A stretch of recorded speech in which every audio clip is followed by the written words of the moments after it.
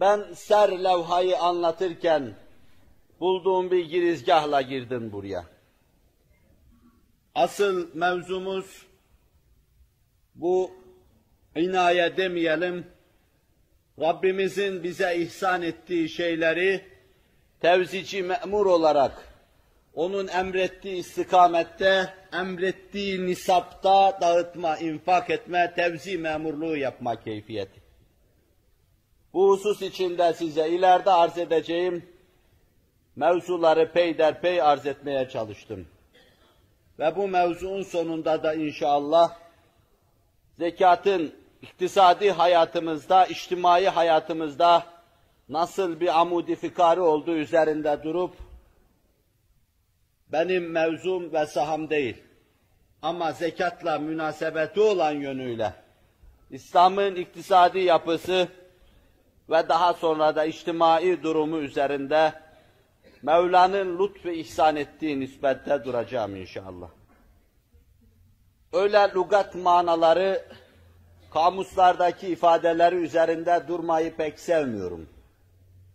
Bununla beraber lügatıyla onun, kelimenin manasıyla mevzu arasındaki münasebeti omuz omuza getirmek için bazen söylemeden de geri kalmıyorum. Zekat, İştikak ilmi yönüyle, yani sarf yönüyle, zeka yezkü züküveden gelen bir kelimedir. Bu nemalanmak demektir veya ehli salah olma demektir. Zekatın manasında biz, kelime manasındaki bu iki hususu da görürüz. Bu ameliyeyi yapmada umumiyetle Arap dilinde kullanılan kelime izkadır. Bu da aynı zamanda nemalanma veya nemalandırma demektir. Bu kökten gelen kelimeden biz isim olarak aldığımız kelimenin şekli zekattır. Bu temiz, pakize demektir. Aşağı yukarı isim olarak ele aldığımız veya iştikak yönüyle mâhazi iştikak olarak ele aldığımız kelimelerde gördüğümüz hususlar şunlar oluyor. Bir nemalanma var, gelişme. Zekatın manasında nemalanma var. Bir de ehli salah olma var veya ehli salah kılma var. Bir de aynı zamanda temiz ve pak kılma keyfiyeti var. Nitekim Kur'an'ın çeşitli ayetleri bu manaların her bir yerlerini ele alır ve izah ederler. قَدْ اَفْلَحَ مَنْ زَكَّاهَا Felah buldu tezkiye eden veya tezekki eden. Temizlenen, paklanan felah buldu. Yani temizlenme manası var.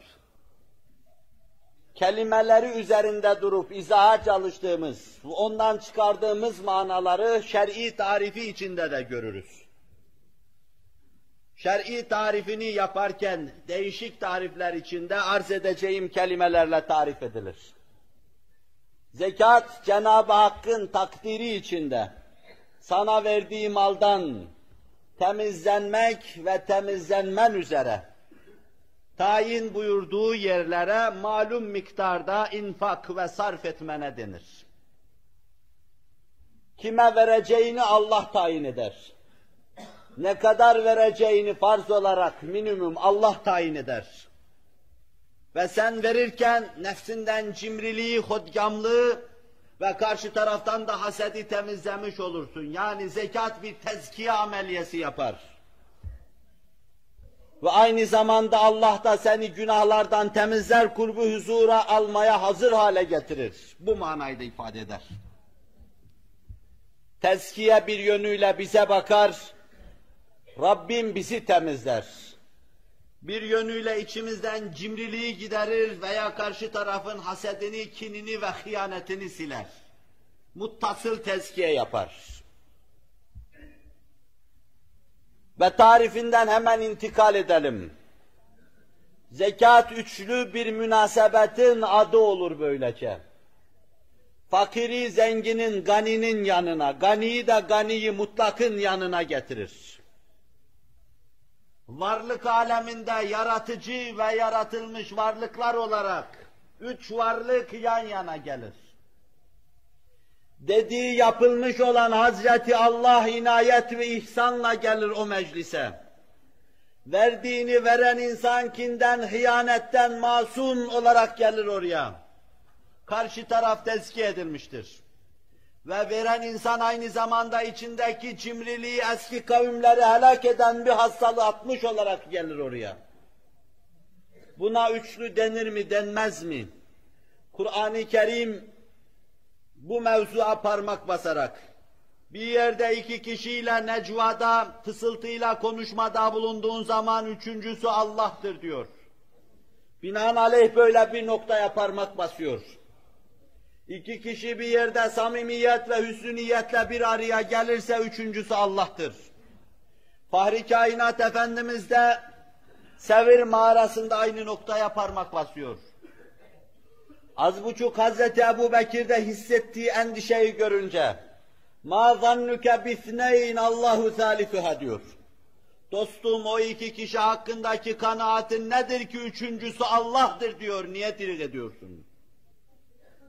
Biz bundan tutarak yükseliyoruz. Veren, alan, içten kin, nefret ve cimrilik silindikten sonra üçüncüsü Allah Celle Celaluhu. Fakat onun bu vadide mabudiyet ve halikiyeti noktasından bizimle münasebetinin derinliğini bilemiyoruz. Bu buğutlaşmayı itanız nispetinde ahirette göreceksiniz inşallah. Bu ameliyeyi yapan insan, kelime ve tarifler içinde gördüğümüz şeyleri aynel yakin, hakkal yakin müşahede edecektir. Evvela fakirin kin ve nefretini önlemiş, hıyanetine karşı tahşidat yapmış olacaktır. Artık zenginin servetine göz koymayacak çünkü hakkını almıştır o. خُذْ مِنْ أَمْوَالِهِمْ صَدَقَةً تُطَهِّرُهُمْ وَتُزَكِّيهِمْ بِهَا وَصَلِّ عَلَيْهِمْ اِنَّ صَلَاتَكَ سَكَنٌ لَهُمْ. Onların mallarından al, خُذْ مِنْ أَمْوَالِهِمْ صَدَقَةً. Sadaka olarak onların mallarından al diyor Peygamberimiz sallallahu aleyhi ve sellem. تُزَكِّيهِمْ بِهَا. Almakla onları temizlemiş olacaksın. وَصَلِّ عَلَيْهِمْ. Sen onlara dua et. Zekatını verenlere dua et. Veya Fahri Kainat Efendimiz'e mahsus dua keyfiyeti şefaatte bulun. El uzat onlara. Zira senin salatın, duan, inayetin, el uzatman onların kalbinde itminana, sekineye vesile olacaktır. Bu sayede huzura kavuşacaklar.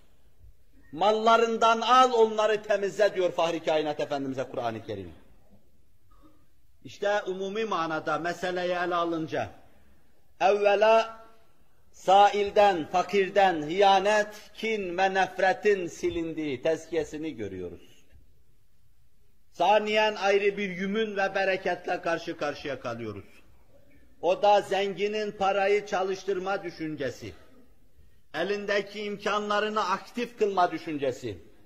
Zira elinde mal olduğu müddetçe muttasıl 40'ta bir zekat verecek. Mahsul ise 10'da bir zekat verecek. Sığır, koyun gibi şeyler ise 30'da bir, 40'ta bir zekat verecek. Muttasıl vermekle bu malı yükselmeyecek veya belli bir noktada kalacak. Onun için onu nemalandırmayı düşünecek. Nemalandırırken de 3 zümre istifade edecek bundan. Kendi çalıştıracak, istifade edecek. Çalışamıyorsa başka sa'i, çalışan bu mevzuda istifade edecek.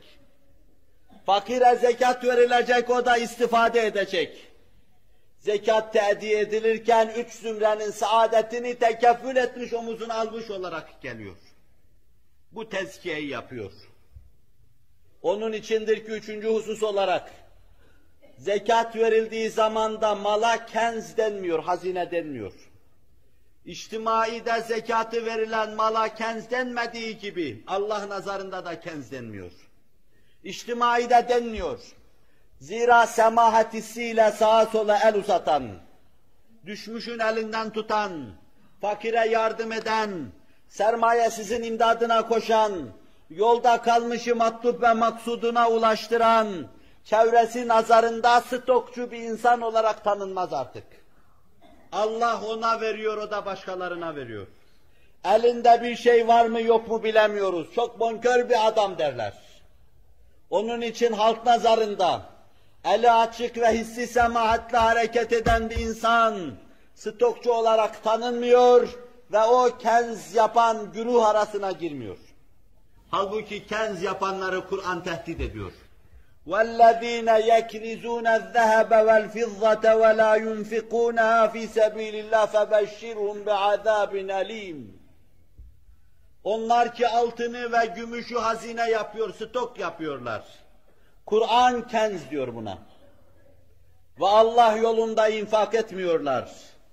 Canlarını yakacak bir azapla onları müjdeletiyor. Esas parayla onlara bir müjde, bir beşaret gerekirdi. İnfak edip de cennet, beşaret ve müjdesini almaları beklenirdi kendilerinden. Biz yine aynı tabirle mukabele edelim onlara. Siz ona isterseniz istihza, isterseniz tehekküm deyin edebiyata göre. Onlar beşaret alacakları, müjde alacakları noktada azabın haberini aldılar. Biz beşaretle ifade ediyoruz. Zira o nokta beşaret noktasıydı. فَبَشِّرُمْ بِعَذَابٍ أَلِيمٍ يَوْمَ يُحْمَى عَلَيْهِ ف۪ي نَارِ جَهَنَّمٍ فَتُكْوَى بِهَا جِبَاهُهُمْ وَجُنُوبُهُمْ وَظُهُورُهُمْ. Cehennemde o servetleri, kenzleri kızdırılmak suretiyle alınlarına, yanlarına ve sırtlarına basılır, damga olarak basılır.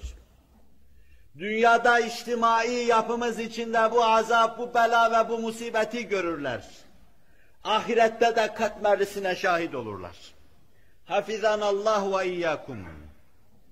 İnsan servet yiyip stok yaptığı zaman kenzci olur. Kenzciler hakkında da Kur'an-ı Kerim'in tehdidi çok büyüktür stokçular hakkında. Binaenaleyh 3. noktada malının zekatını veren kenz yapmamış olacak. Evvela aşağı tabaka yani alıcı tabaka nazarında kenzci olmayacak. Sağa sola hadisin ifadesiyle Efendimiz'i anlatırken bir bahar rüzgarı gibi üfül üfül yümün bereket götürdüğü gibi sağa sola o bereket ve yümün götürecek. Kendisinden ihsan ve inayet gören kimseler onu sevecek ve stokçu nazarıyla bakmayacak. Onun servetine karşı düşmanlık etmeyecekler. Onun için biz zimmilerden dahi vergi alıyorduk. İçtimaideki bu dengeyi temin etmek için. Cizye alıyorduk. İşledikleri araziden ona göre vergi alıyorduk. Hayatları teminat altına giriyordu.